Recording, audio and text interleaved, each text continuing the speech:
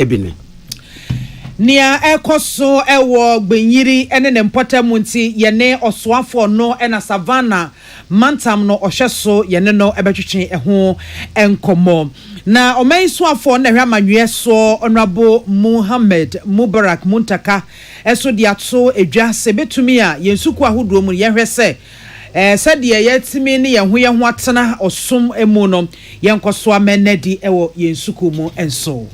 The Constitution gives you the right to establish. It is a good thing. That's why you establish, not to only Christians. Oswa for Rinkita Wodie Samso Ira Samuel Nati George Edi Kokobo ato one nam social media so ebo ho samrane se wo a wunim na wo de nsem bia nya nokore ebeto ho no mo no empanyifo de niam egu akwan mu a yensa so mu a ene wankase wasem. The spread of misinformation, disinformation, and the use of deepfakes to impersonate high-profile personalities and to mislead the public is not acceptable and must be curbed. Notice is hereby served. Atoye mantemu dwemteni oda NPP amayukwa no eso ede atudwa as a chief justice ya womo etu no ade so no eye sabone pa ya womo twa ede ato woma atemu adwumaku no. Ghana na ya chichire ba yemfa wotan emfa chichire se media metan intimi de chinchira na ye ni se wo di sa yo man ya enyi e sa wa chatu e sa bole no wa chatu. Deputy Commandant ya Oda Kofi Annan International Peacekeeping Training Center ano Brigadier General Zibrim Bawa Ayorogo wode atudwa abo abasopa fa na motu ahodo wo mu etu se wonyina beka bo mahwe aboa ama ebibrem atoye FM ha sei ene ebibrem ha anwapradada so no ehyehyeye ne na motu omdi egu akwamu no etimi akọ nanimpa ebusia wei ene senka ya hodo ena ewiei ya bobo ni nyina no esinkonwa yede ebesomo yemfa seda ema enwumaku yi yede seda ema MTN baby on mo Ghana BMTN o hontene mra ne everywhere you go na say what the isim aba eti yakọ simless and yes afi na akọ sim no se enu anie na ade ahye mu de be digital na wo democra MTN we there for you everywhere you go. Yeah, well, this way chocolate drink koko so fa so no eye bebre awie de ohia ka ho a eni so hye enwuma yinti ene ete baby akenkan fo a moti yenkan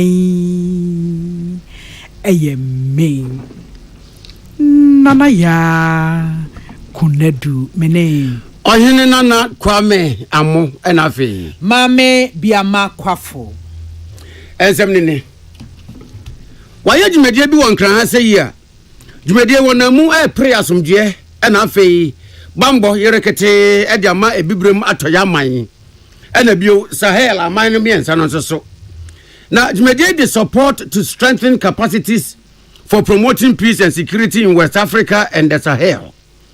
Wayan wan kran say Emma Brigadier General Ayorogo. Waya Deputy Commandant Ewo Kofi Annan International Peacekeeping Training Center. Okasa wase. En wase Saudi media ye papa. Aman kenye. Se bia bibre mato ya man. Wana beka say ye hia asomdwe. Wana beka say eni kwanse ayere bambu mu yerekete. Ni akukọ akọ aman bisu no. Ehu be hia. Se abrano ya yesanse se yeyi ede plasm duane bambo ede ma ebibrem atoye aman na no se Saudi Midday ya maboso yi enfiti prakope na baaye Japan aban and of United Nations Development Program UNDP emwa ena Saudi Midday eba so na wonam Saudi Midday mu aboa aman te se Benin, Burkina Faso, Cote d'Ivoire, Ghana, Togo, Mali eni Niger a wabua se aman wa mo hye ya wo maye entoto ya wo maye se wo mo de pasomdwe ama aman de maboboso yi na biyo etutrasem ne akokroko ne mranto ne akakabensam ani etiate dom nyuma wo matumi abrase anaso matu ase no dwumadie ye nam so e ma sanse se ye ne ntoto ye no wo matumu nkyene na emu atre doncho no ma se mukubu enti do ba dwumadie ya so ne nya training wo mo san ye hwehwemu na biyo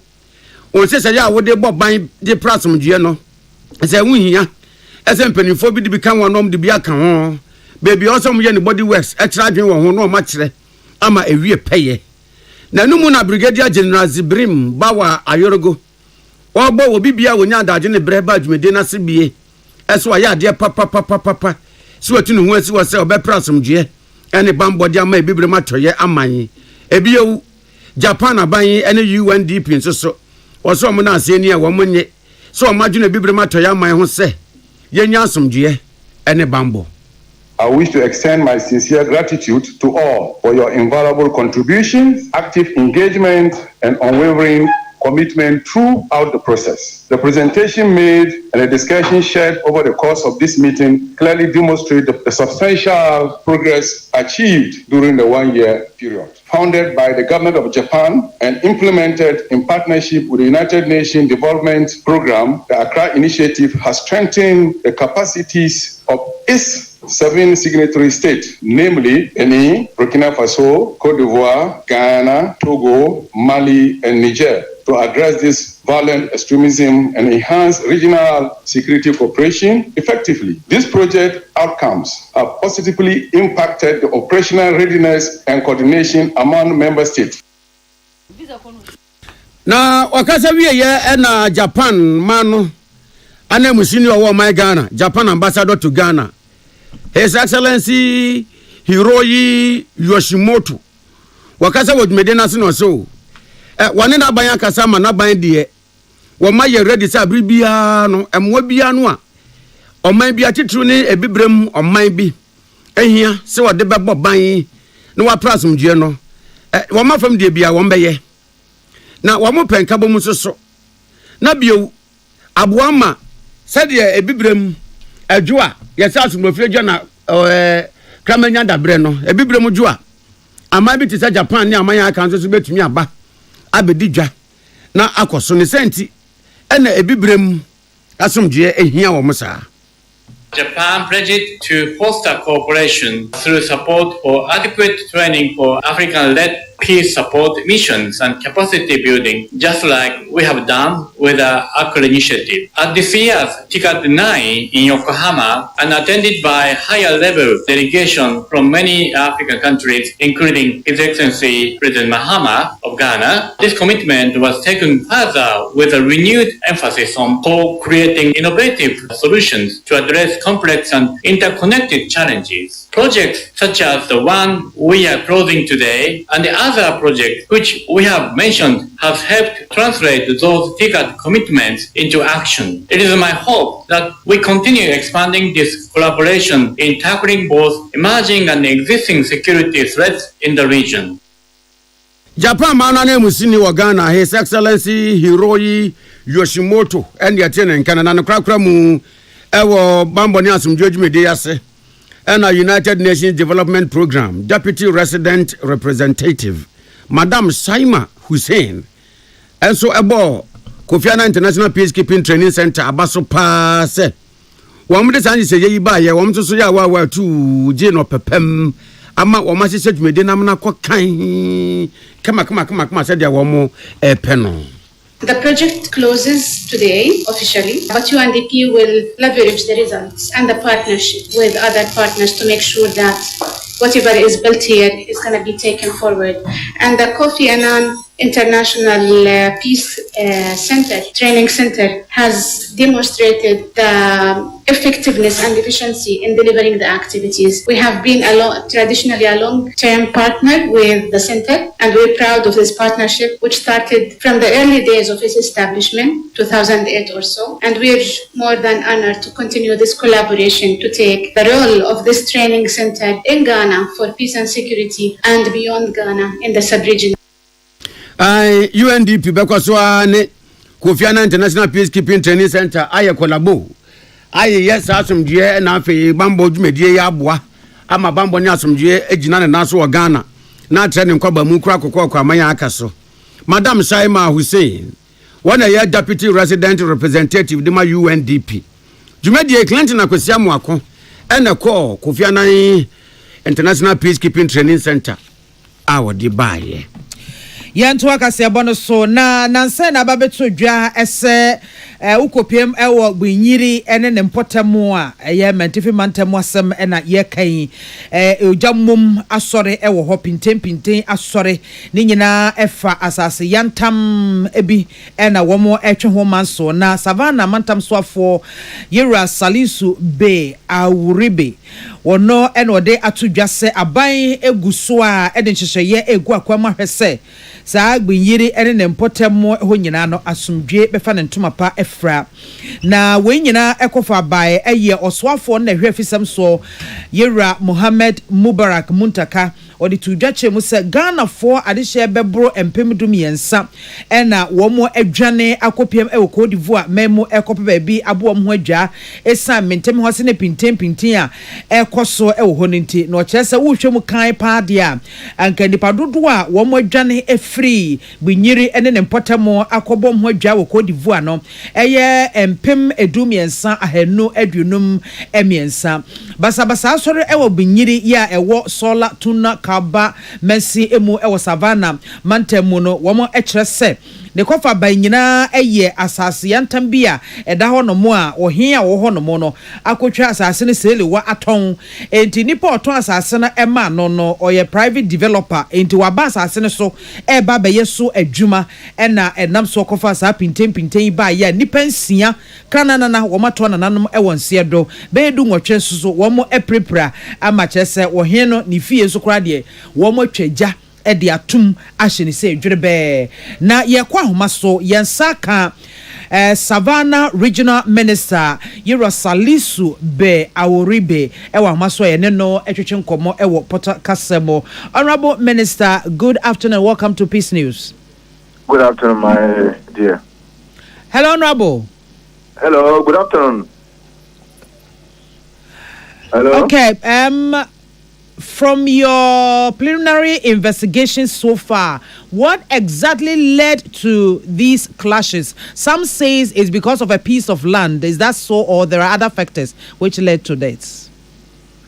Yes, on the face of it is actually a disagreement between two people, one Breford man and another Gwenja man.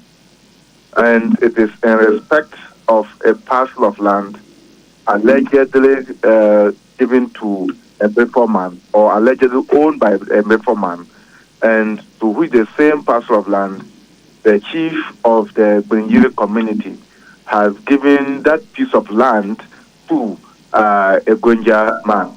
And the issue that we've been told was that the chief of the Gwenjiri community, when he was ensconced, we gave an announcement that the village, because it's a village, no one is doing land documentation. Anybody who has a parcel of land should come and he will give them an allocation letter, for which there will be evidence that a chief has granted you that parcel of land. That some people came and took, yes, others did not come. And the man who is claiming that that land is his is among those who did not come for that kind of allocation. So it gave a right to the chief to also give these unoccupied places to another person, and that is the trigger of the said violence. It's about 3 rooms of stores.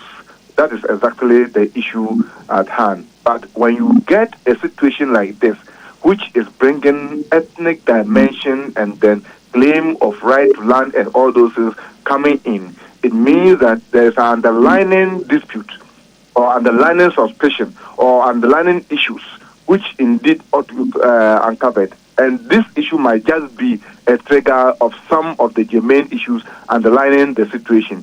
This, we believe, is the cause. And that's why His Excellency the President promised of creating a committee and getting the committee to go into the real issues that might have caused or sparked a sin of this sort is something that is more welcome. At the end of the day, we may be able to identify all the underlying issues which indeed generated this kind of confusion. But it is clear, and all the parties and leadership of the Breford Youth Association and Council of Elders, all of them have said that if this land, there's no Breford who has an inalienable right to any land whatsoever, unless that person has been given that land by the chief. And the Yegbonwura is the allotted title holder for all the lands of Savannah region, represented at various areas by the paramount chiefs and sub chiefs. So this is actually the main crux of the issue that is at stake, and we are dealing with it as such. And thankfully, the necessary engagements is actually yielding some positive dividends. And the high-powered committee delegation that His Excellency the President actually brought to meet the Yegbonwura and his Council of Elders and also interact with other stakeholders is yielding very fast and positive dividends. So we are most grateful for that. Okay, Honorable, kindly confirm this for me. How big is this piece of land that we are talking about? It's less than a quarter of an average plot of land. That's why I'm saying that, look, if it's on the face of what is the trigger, it means that there is something more than what we are just seeing. And I'm sure a very well-composed committee would unearth all the issues underneath. According to some investigations that you have conducted, about 13,000 Ghanaians have fled to neighboring Cote d'Ivoire. How true is this? And actual number of people, let us know. The NADMO of the region have recorded 48,000 displaced people across the two districts of Border District and Solatuna Kaba District in the various communities.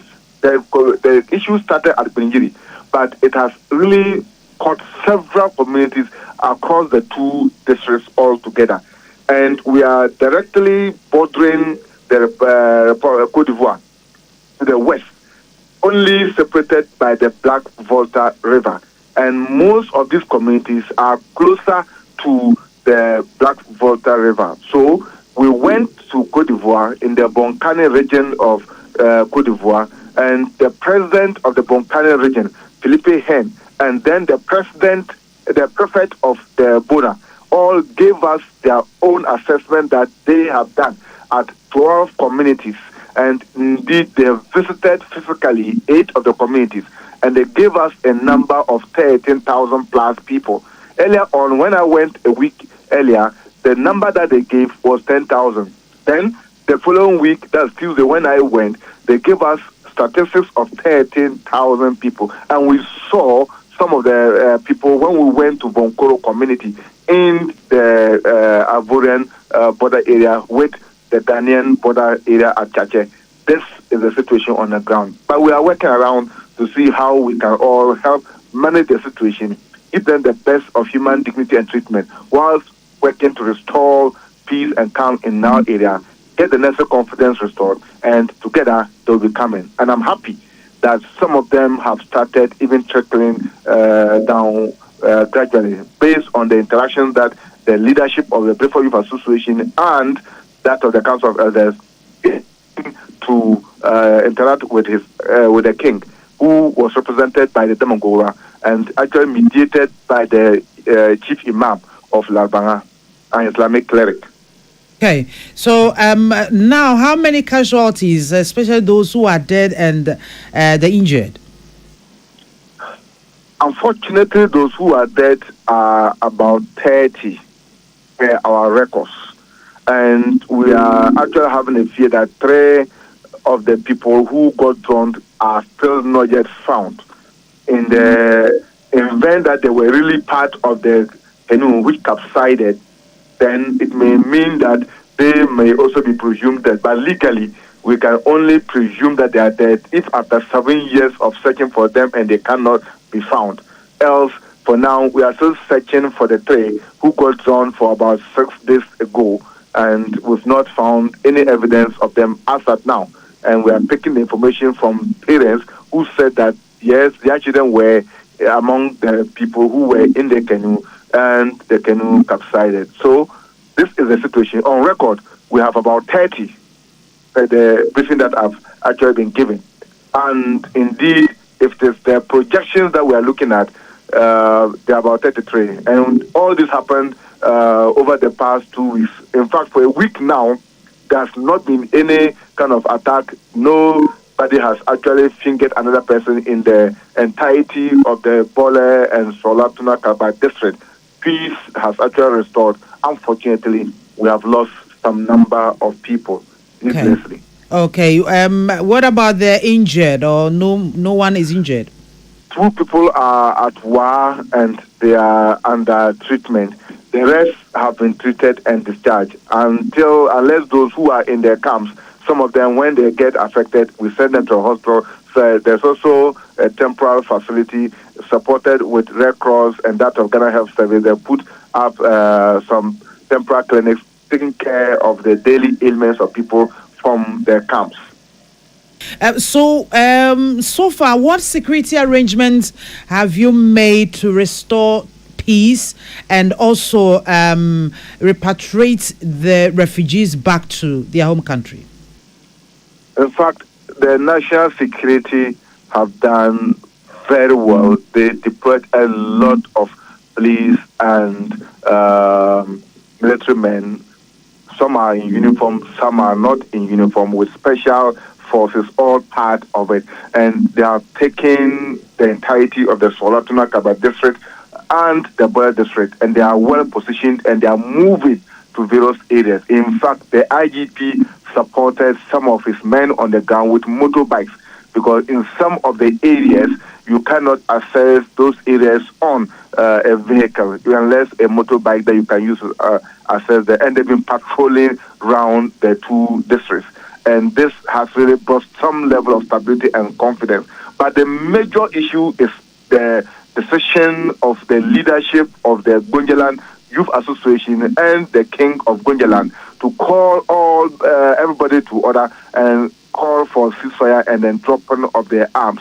This is actually a huge relief, and the show of leadership by the leaders of either of the groups is something that is commendable, and indeed this is actually the craft of the peace that we are enjoying in the area. Okay, thank you so much, Honorable, for talking to us. Should in case anything come up, we won't hesitate to come to you. Thank you so much. I was for opinion otisia no ebon komo Savannah mantam eswafo yera salisu be aworibe na otisia no ewiso ewo poto kasemo na nyina efa gbinyiri empesua no eso wo sola tuna kaba mesino emu menteme ho ase akoso ewo asase ya wo kyerese be quarter plot kura enu half plot na manso asore ewo so na mmiri bi atwa mo ka se obi a wo asase opom honom no fabra na mpanyimfo nhwe asase no mu hunu sampa asase ne eye wo dia wo mo ehwehwem ema na wo mo fa stamp nsiu so se ampa asase no eye wo dia na ekame ese sa asase a eho aba asemi no obi ohen no ho no ekoton ye na nipa na ntimi amma amfa mekire mpanyimfo ne nkrata asem ne ade amma mekire mpanyimfo ene oba so oba ba ye adwuma akofa pintem nyina aba se si aye kase no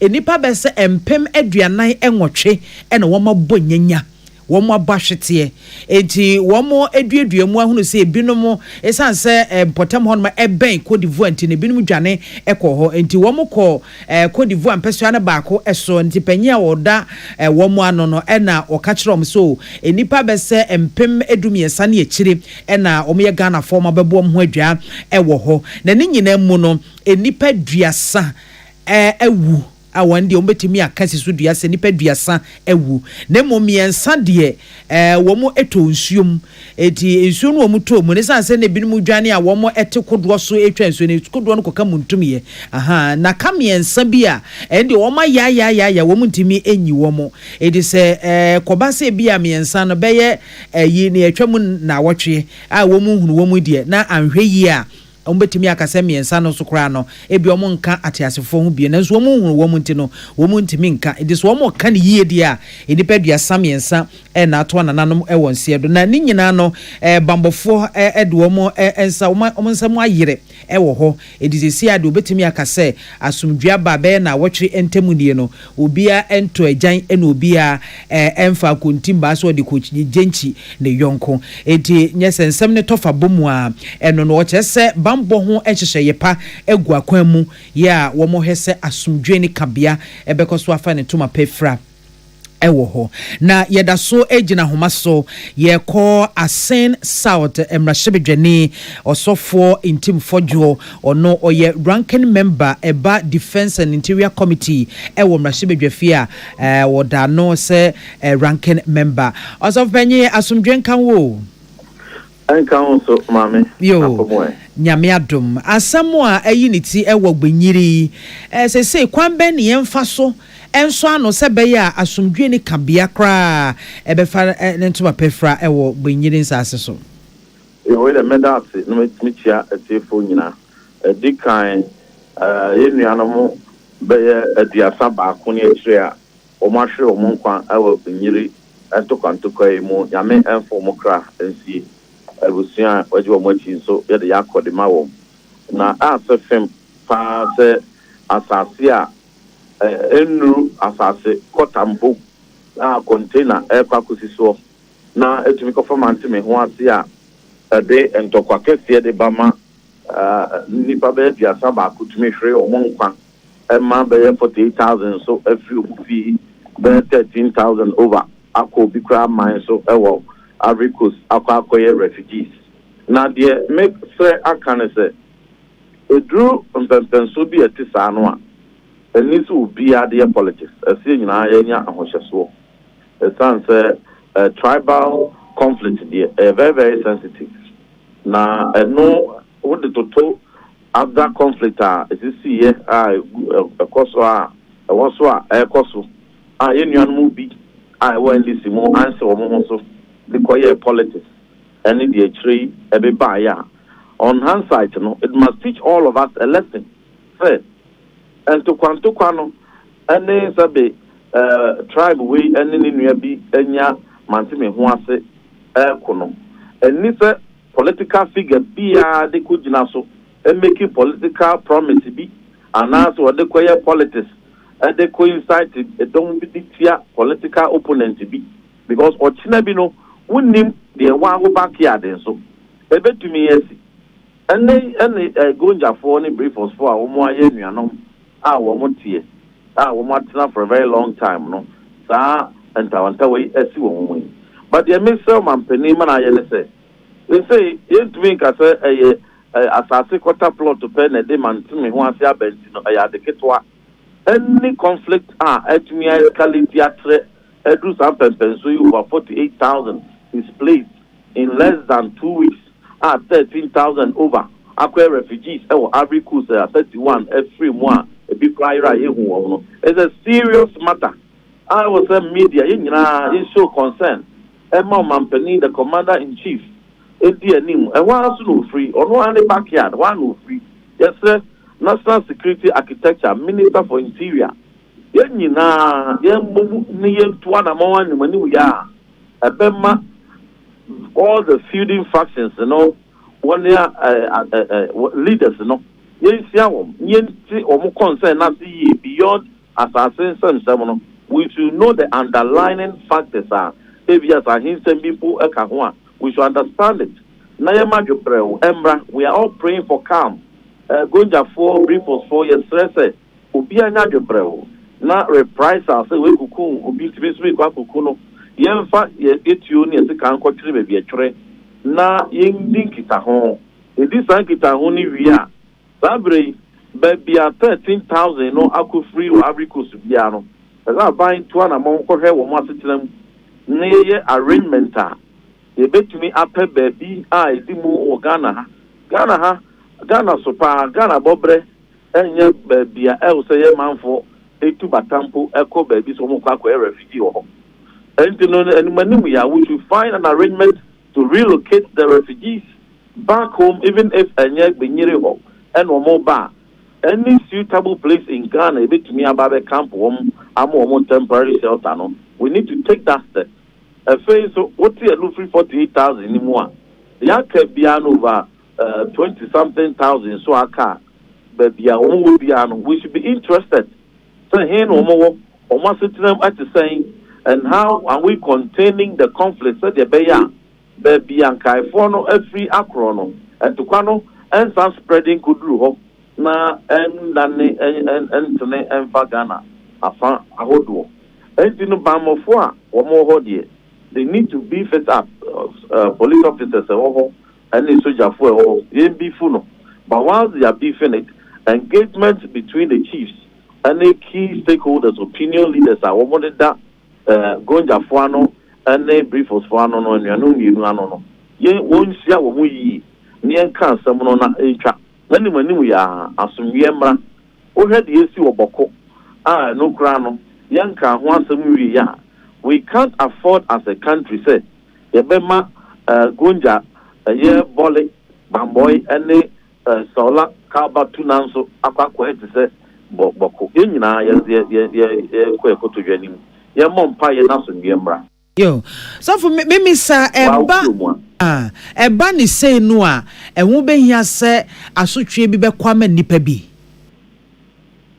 in fact maybe no de okasa asotwe bebre a asumwie mumu na say itu na mo be build the peace bebre be build the peace mijiri say mamofo no ekọ saa no mo enforce curfews be near some peace building efforts and no be deterrence amobia or person anyone we are or escalate situation, you know, manage the house.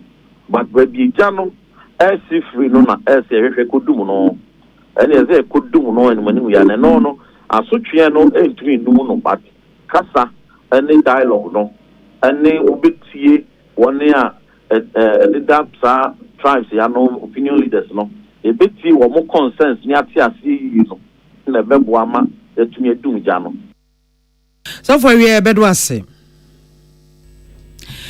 also for in team fodjo and oye asin south mrashebedwene eba mrashebedwefie nso so oye ranking member at the defense and interior committee eso nene anase ono na wotese ne no edi enkomoyi also for share menyi ye nkita mudie ne kwan ya faso na yeto enkra ewo abefo enhihye so mekire communication digital technology and innovations oni won munyamfo Samuel Nate George ede kokobo ebo woniam enam abefo ntentan woma ne so edi nkita ho se nanu bi ena na ubo osremu ka asam a wo fa ho di asam no utimi pejane kakra de nim no ma no abem na bosremu ka na wo de batabata ho na wo de nkrofo internet so na wo sopa won na afen so wo hya nkrofo ani ya ene ade e wo internet so na wo fa ho dia ene de entesa eno nti obo manfo nyina kokose omampene John Dramani Mahama ban tena se nkyere ne nsa enwunebo e ma niema enye nsemu niema enye ta eno nti social media fo nya hweye ensemu a wo moka de omo de tudwa na omo hunu se enei sa wo ka asem bosremu ka utwa ntro ene de tetete se no am emra wo ho a ene wo ebedi wo de asemi kotudwa ebra wo ya amane no de bi afi 2025 de uba cyber security authority for airbo na wo de bosumi mwa echetromanfo ekwanya enei efifofo na yenyina yetimu ye internet so no ye fa ebo eho ebra enti watu din 2025 cyber security awareness month na botaene ne say yema internet ne so tena aya jojo ede amomanfo na afenso bosremu kanen tro ebeba fm kra na yamfa ama mese oman no wa kirekerem de achese bedwa bi to say cyber security authority ene oman post adwuma ene aboafo nka ya to abasakom etu ya akono say esi yebehu die yebehu wo ya ne echewa yebeba okwadu na kwadu no echi se wo say yedu ko efiase anaso se ye ball car ye be ne saa enu nti wo mpese okokoduru ho na wo tra social media ne so jojo dia ene na wo bebu hu edi hu ni ne ama social media ne so tena aye kama sebi ejojo bosremu ka atro ene na de entna saa bia ho. The spread of misinformation, disinformation, and the use of deepfakes to impersonate high-profile personalities and to mislead the public is not acceptable and must be curbed. Notice is hereby served. The ministry is almost done with work on our misinformation, disinformation, fake news, and hate speech bail. Don't say you were not warned. We will come after you, we will prosecute you, and we will jail you. Accountability in the cyberspace is non-negotiable. Every actor, from citizens to institutions, has a duty to uphold ethical practices and protect the dignity of the digital ecosystem. Citizens must report suspicious posts, verify information before sharing it, and respect online privacy.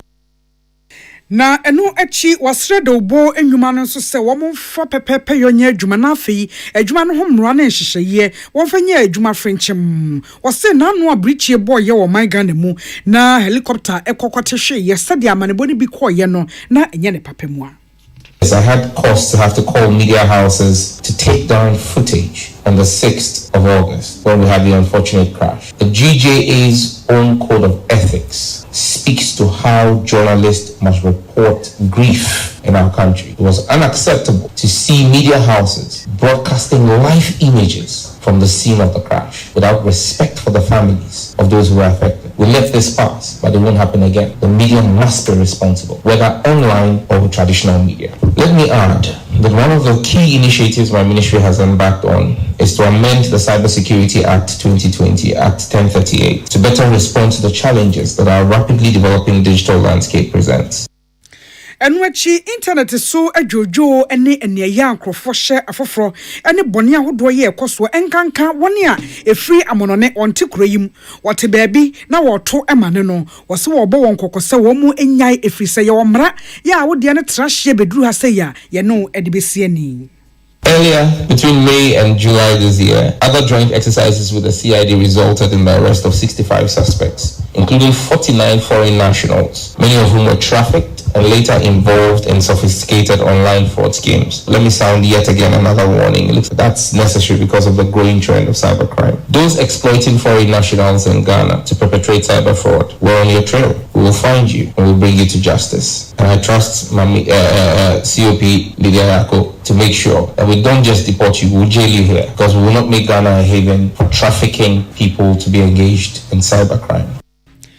Onipo kasa ye communication, digital technology and innovation so for onmunyamfo Samuel Nati George Century Abdullahi Dasmani ne de eba ye na edasoa wo de ubo adwuma no emu a aban kasa mafo abedi ekire Shamima Muslim so de atodwa se baby ayeduru sese ne hia pa se ankrankra de ubo enwuma ene de ubo enwuma ne nyina ye hwe ebo wonchi dom na sikasam ya aben won so se de adwuma no ye den e de amomo no yetimi ehwe eso wo mu emu na afei so se de abafo ntentan nwoma no eso ababa ya kansie kese e de amomo adwuma wo mu eye no ye hwe ne ye bo eho bra eyiem okogina asoafo for Felix Kwachofu Swanemu, Ebra no ya amane ama Private Newspaper Publishers Association of Ghana. Ye try to friend a prem pag. What done in penifo na anu ye kwotro aba eyi womo no edi e wo Tank Palace Hotel. Wa chechem de achese enedie bibia na internet ne so enti amakenkan media no a na ye tabritu ye nsam ye sere so ana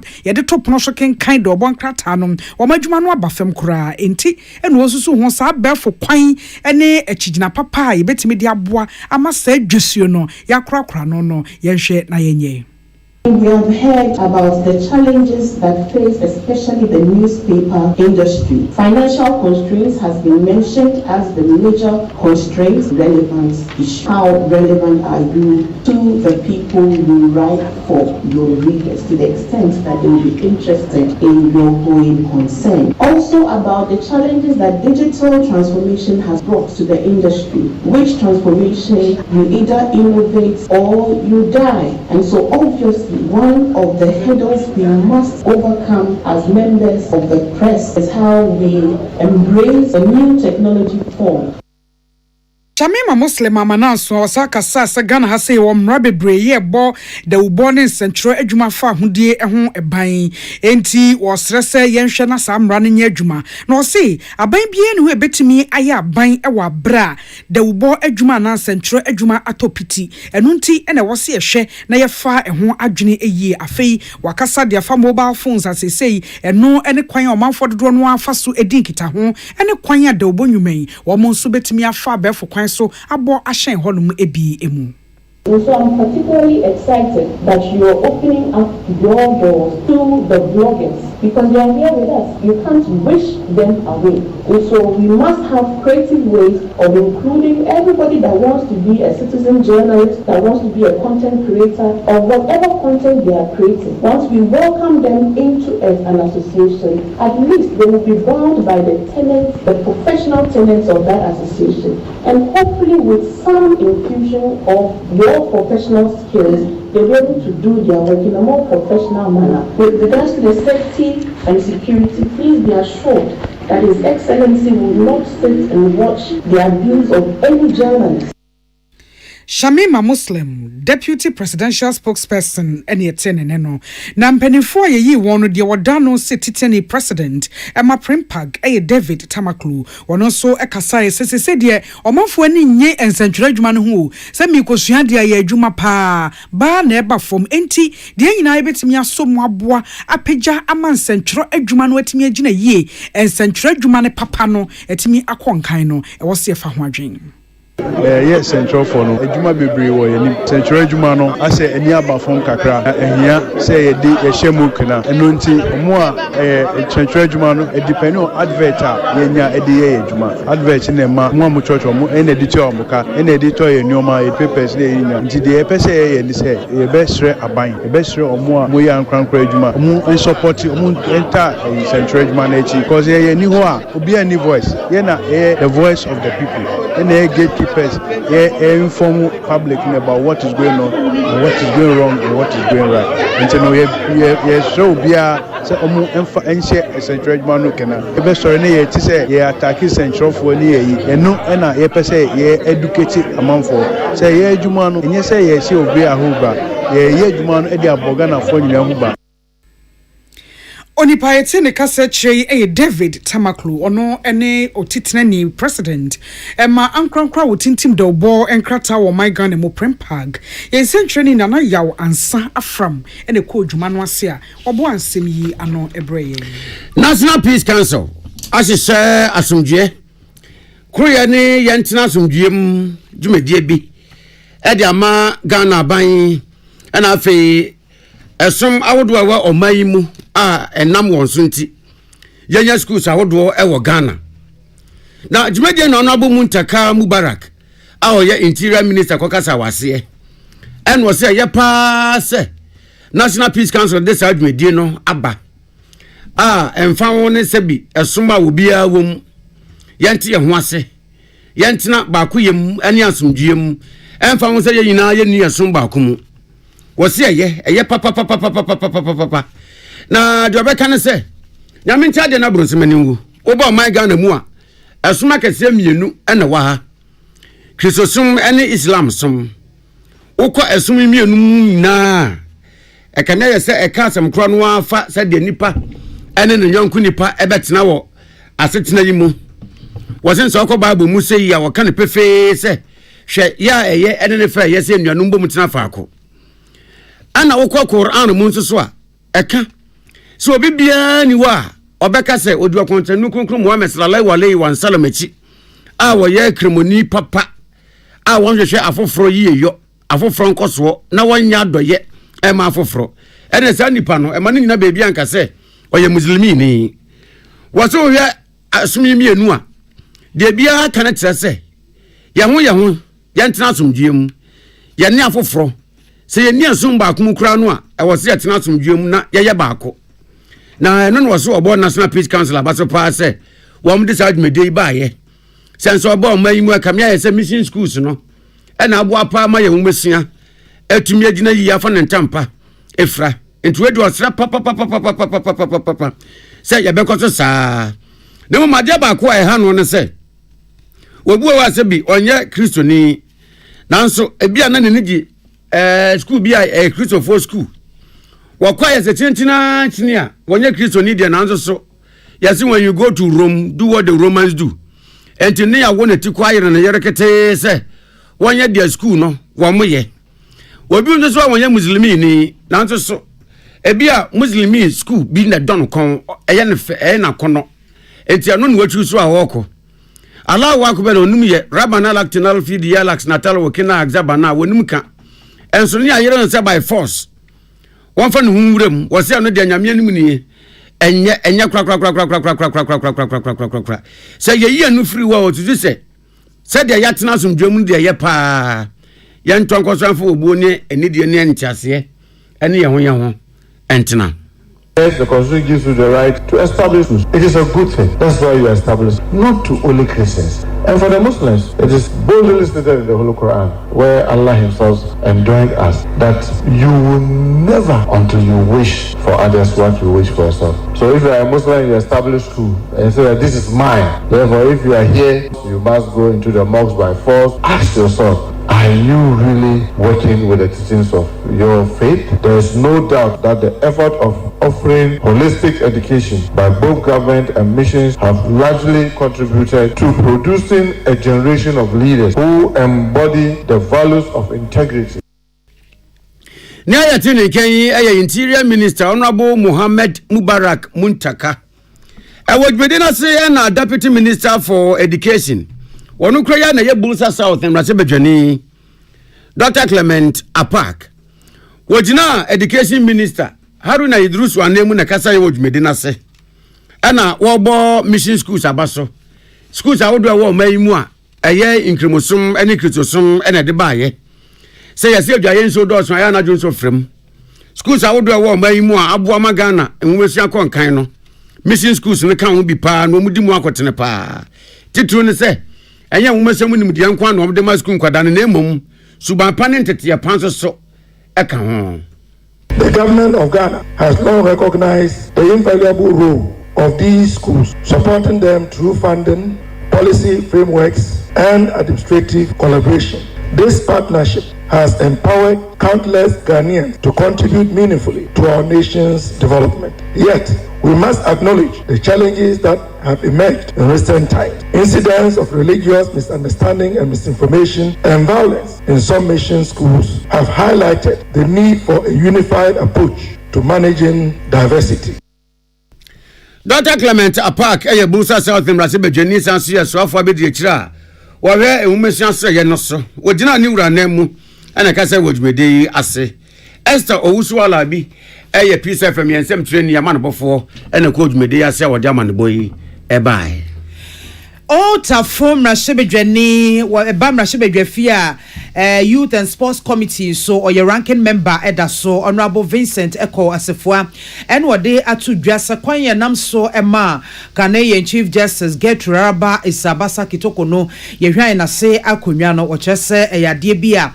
Aba betoto atemu adwumakuo no wo efa ahudi ase na fe ede enkeka wanso abeka o my Ghana yakabamami kabi amamuo ya yegina mu no emu wo ejina so friends entwefo nhyiamu enra ya coalition of opposition political parties or no honorable Asefo wo no ne kasa ede ema wo eno chese kwanya wo de chief justice afaso no enye sese benipa ba akopɛ ena wo de nafa sa kwan so na emu no eyade a wo atoto o mayi atemu adwumakuo no wo atoto ne fapem asepa eye na wo kyerese ye ka bi a eba be bata Ghana ye kamamika bi amamu eho wo mu se article 146 a 1992 constitution no eka ho asem se wo pe chief justice ayi no a ekwan ahodo wo se otimi efa so no wo mu efa so de nenso no wo hwe ne a ekomu nu eyi a wotum se enyina so poten ya wo mu ejina so ede ho na se akonwa no ase enyina so no emu eha.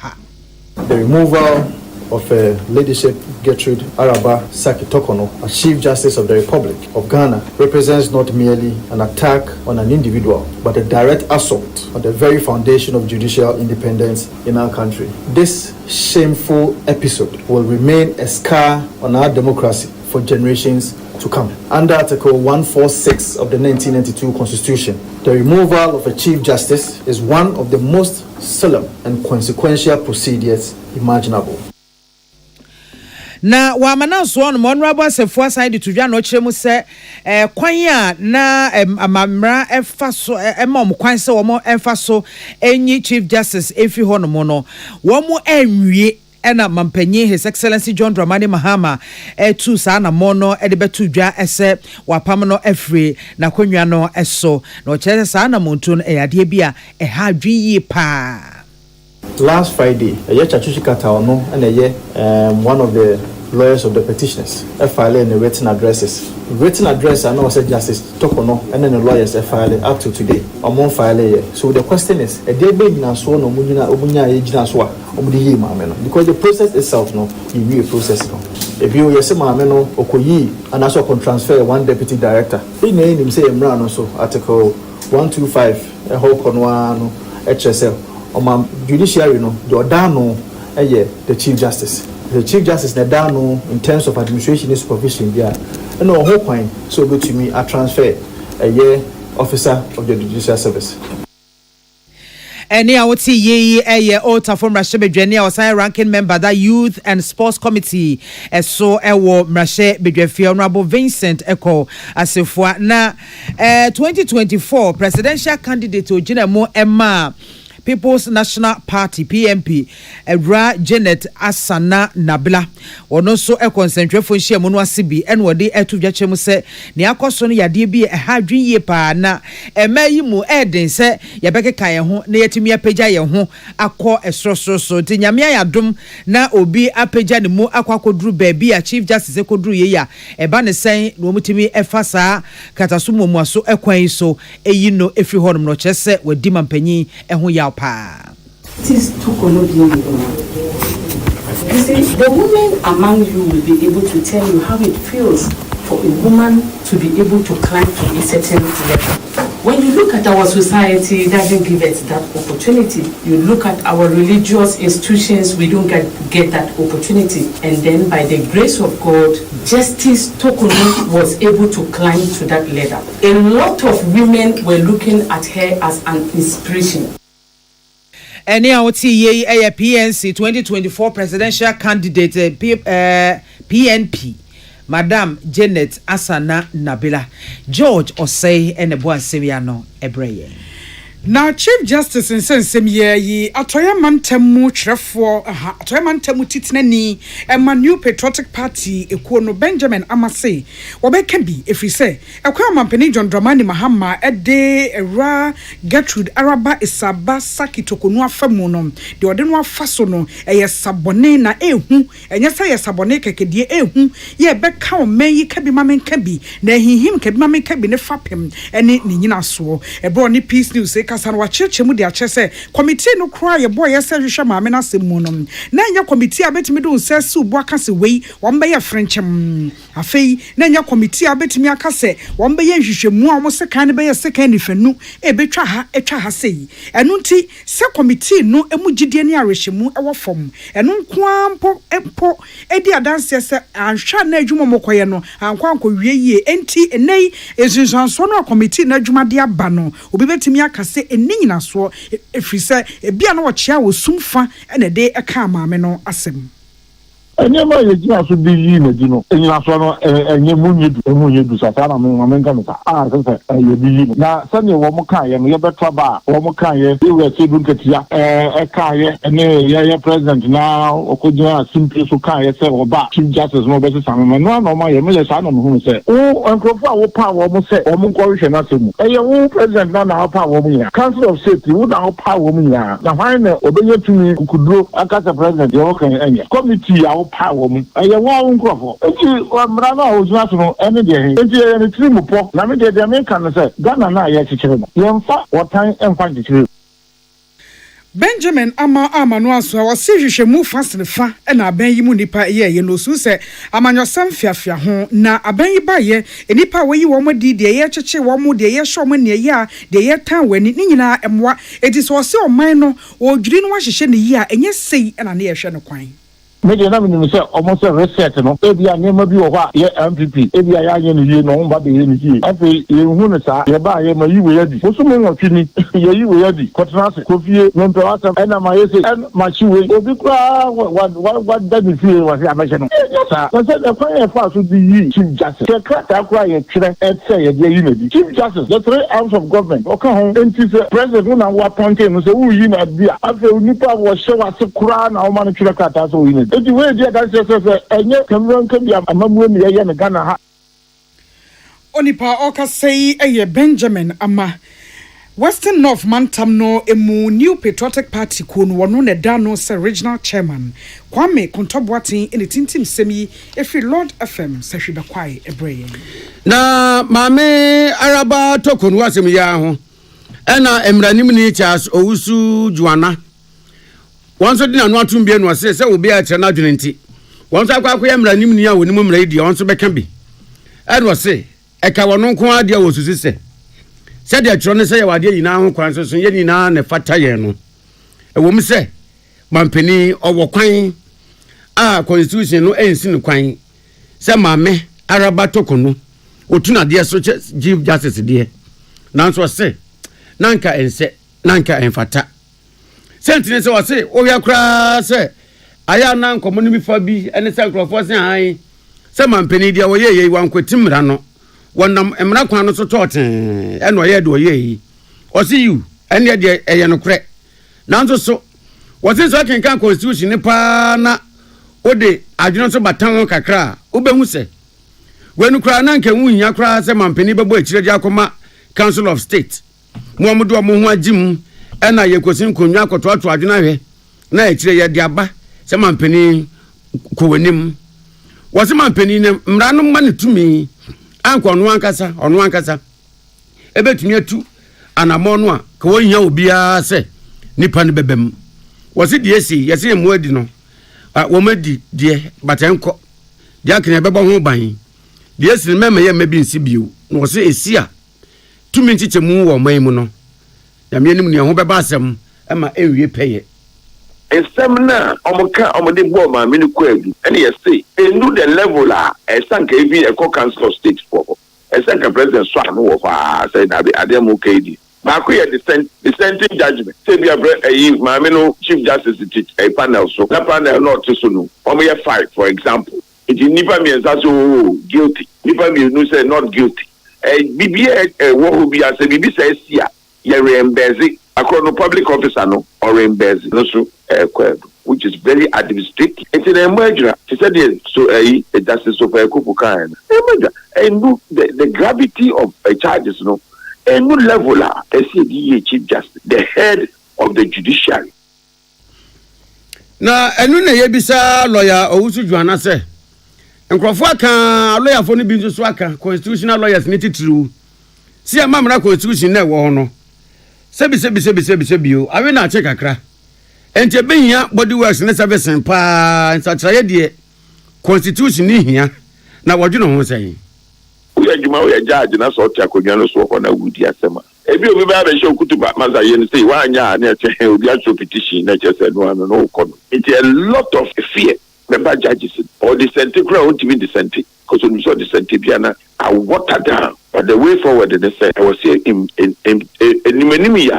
ya amend because 14619 I say amending the removal of the chief justice I say amending the removal of the president and the removal of the speaker and the two-thirds majority so we close down for the immunities and sana yakotono swaba and I could dinner some more court who said before us with it and normal things I court I said the man the chair now you're in farmer which will say I didn't say those fire and hydronic crack emranim ni Charles Owusu Juana Patricia se fafe so ye ensem treni ya manobofo enane no ebo enkomai Oswafo no ene hwemma ene memma mofra ena asetena mubambo ensam eso osaye krowo abaton pesu asomra shebedwane honorable Dr. Agnes na Momo Latte washase na wotwi mu oba pro na wodnani akire suku ahodo mfitiase suku ahodo ni bimu no odnani krotwawisi akwakohwe sede school feeding dwumadie no esi ekoso efa eti obo pro kakra ekopie mu suku ahodo bi wologikuku kropono emu ena krowo kropomu edi school B etise field engineer A and B basic nungwa chroma 1 primary nungwa chroma 2 primary na 4 and 7 primary ni nyina obapro ho no ye wo incremental manom sei na nam so mo ni peace kase abotwe nkomo no chem se ni enti a wotu sa na mo no nyo no kwa na eko na emomu no National Food school feeding program coordinator one no nyina na etu sa anamon no ede omani akwakwohwe enuane ko a ye noa ema enkoda no na afenso wahwe se ne sika wo mu etua caterers no eso aduane na wo mu eye na etimi aboa emenkoda dodo no a esa ekomunti wo mu nti no ho enko school no wo mani aka school emu me pese me man kola ni nyina akwa min pe ke BFA ke ba school akeshin gbe egbele ameta ahia amebomo den amehye school me momu nyina akwa aba me ni agi omuso mu ani agi ne wo mu ne se ye pese ye sure say nhihye a ye ama school feeding program no obia di so caterers no di so na yenso ye be sure any teachers nyina just all stakeholders no ye be sure say we hold our ends of the bargain. Na ya sure say eduane no quality in terms of the nutritional value. Na Dr. Agnes na momo late amana so na wode etu dwachem se school feeding sika no a womo etum na nka ye 120 pesos akoda bia ema sese womo edeko 2 Ghana cedis no womu se enye sika bia so de na womu asoye no gusu adendende hwe se womo ne abai bedi nkomo na nka abai atimiati womo ene na nka watum akọ bese 5 Ghana cedis ni nyina ye ya womde egu akwamu na tumi aboa ma omanu anuane ne kama ne de doso amankoda na di amen ideally no sesika na ye di feeding kwala no e wo soro a nka ye ne beji all in all no yentimi enhome mpo enda aban asese after negotiation no on call back say okwa kotua 1 cedi na wa pay excuse bi amaye was started to 2 cedis na amaye and it's one of the earliest payments in so ayenya ye bompa ye say e betua sesa ye wie ya omo compile omo data nyina no na ye tu omoka. We want that to continue, and that's one we appreciate it because so because of betua 5 cedis now after cooking it takes you like 6 months to receive the money no ebeba no one share now the value of sikano akwa koto 2 cedis or less.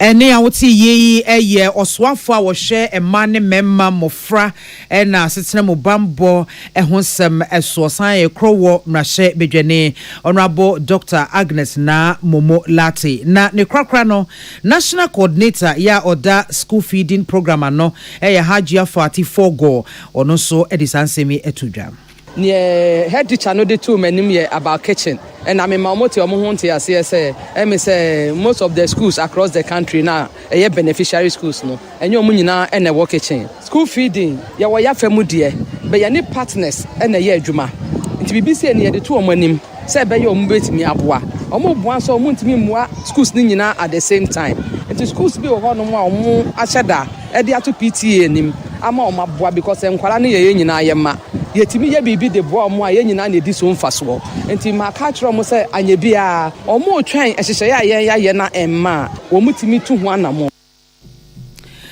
we a national school coordinator of that school feeding program ano Hajia 44 go yes training amamu akwa ojampa ene bo ansemi no ba ebusia fo tie kasebe wo so wakoma ho hyehyew ana ebo periperi de broni kan hardware no a ede na sese wo ye na se wo yam so atim so wo be packing a farmer Martin's liver salt achira kwan entem ehwie nsu agu glass mo ate Martin's liver salt no ba kwa no na wo de agum wo be hu se ehuru wa glass ni mu na wa nom Martin's liver salt ye won orange flavor ana ba ko so ye plain wonu mu a ho beto nemum edi na anu na ho nto wo a ko hu doctor the luckiest luck is everywhere for everyone. Day. Maintain kakeko. Miniman kasa. If you say the luckiest season 3 asayaba.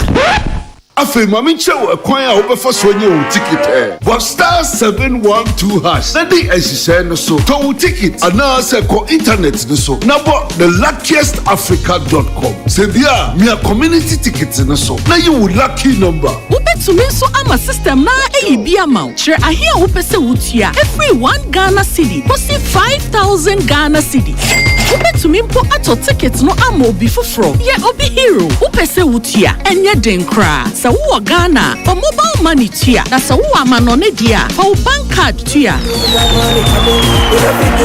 Ticket bako ebo sika no ho empay ahanum 500 times. We ye massa ye pe. There will community de benyanso. Betimi aye emoho edu 10 times. Inti yen kambom na yen lucky na luck baby ya. Shawo hoso enye ma wona wondi infiedu watching. Luckiest jumedie yi enele imrata chire wo Caritas lottery platform no so. The luckiest. Luck is everywhere for everyone, yeah. The luckiest. The luckiest. Luck is everywhere for everyone, yeah. Money we define every day and night. Mama, dada keep on hustling for the family. The luckiest. Downtown 712 hash. You can win some cash. You can be the luckiest with 1 city. Luckiest with 5,000. The luckiest. You teach a daughter market woman. You can be the luckiest. Oh, the luckiest.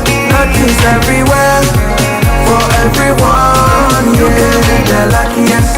The luckiest. Luck is everywhere for everyone. Stars everyone to hush. Luck is everywhere. Luck is everywhere. Oh, tell me, are you feeling lucky? Because I'm feeling lucky. Because I'm feeling like the ultimate. That we go win. If I win, you win. You could be the luckiest. Siade, a Jumani move big. Contracts no so cost so big. If you are Bram, if you are seeing the DPS pipes, a bird, no complaints, no excuses. Smiles and kwa. Anti-contractors, plumbers, agency for a new beer. We see DPS pipes, a connected better, no leakages, a sign chapa. Self PVC pipes, HDPE pipes, PPR pipes, DPSO, and Sansu your correct map project beer. Fresh ACR 0543 662 727. Pomechina Kwan was Sprintex Road, Coca-Cola Chilewa. DPS pipes connecting you to life. Tune it in, turn it up, Peace FM, and rip off the knob. Kasebonwesi akenkanfo a mote yenkan eyeme nana ya kunadu mene ohene nana kwame amo enafe mame biama kwafo yede asene ne ka biama MTN we dey for you everywhere you go.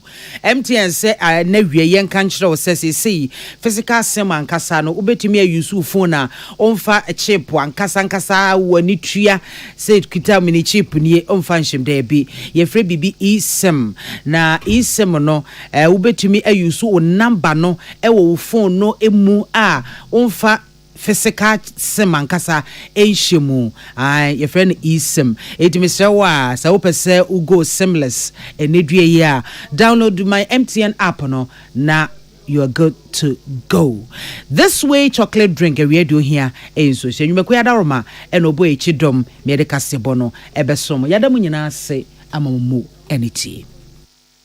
Peace FM 104.3 good to me take.